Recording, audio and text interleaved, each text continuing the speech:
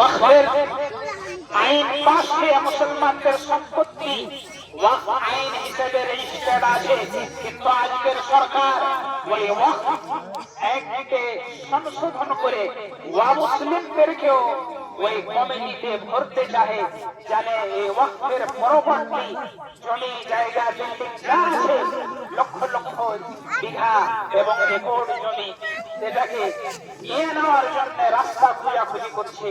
অনেক মুসলমানদেরও আন্দোলন করছে। এটা হচ্ছে আমাদের সম্পত্তি। যেরকম গ্রামে হয় না, মসজিদের নামে ঈদগাহের নামে লিল্লাহি করে দেয়, মসজিদের মালিকানা হয়, ওই রকমই যখন আমরা কিছুদিন আগে যাব তো হতে পারে যে আমরা এই ঈদগাহের জমিটাকে মসজিদের জমিটাকে ওয়াকফ বোর্ডে দিয়ে দেবো, যে এটা ওয়াকফ লিল্লাহি।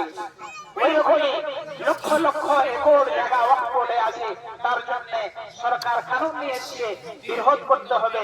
ওটা হচ্ছে মুসলমানদের ধন, মুসলমানদের সম্পত্তি আল্লাহর জন্য যখন দিয়ে দেওয়া হয় সেটা কেউ মালিক হয় না, শুধু আল্লাহর রাস্তায় খরচ হয়। এর জন্য আন্দোলন জায়গা জায়গা হচ্ছে। আমাদের যদি ডাক দেওয়া হয়, আমাদের যদি কোনো জায়গায় কথা রাখার হয়, তো বলতে হবে যে আমাদের এটা মুসলমানদের সম্পত্তি, কোন সরকারি নয়, কোন অমুসলিমদের নয়, এটা মুসলমানদের জন্য খরচ হবে।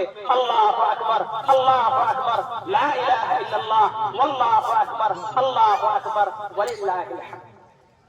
মুসলমানদেরকে দুটি ঈদ দেওয়া হয়েছে।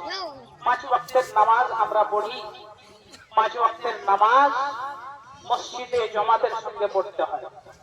মহিলাদের জন্য বলা হয়েছে যে লা তামনাউ ইমা আল্লাহ মাসাজিদ আল্লাহ। আমার আপনার মা বোন স্ত্রী যদি মসজিদে নামাজ পড়তে চাহে, ফরজ নামাজ, আল্লাহর নবীর আদেশ, তাদেরকে মানা করিও না, যেতে দাও।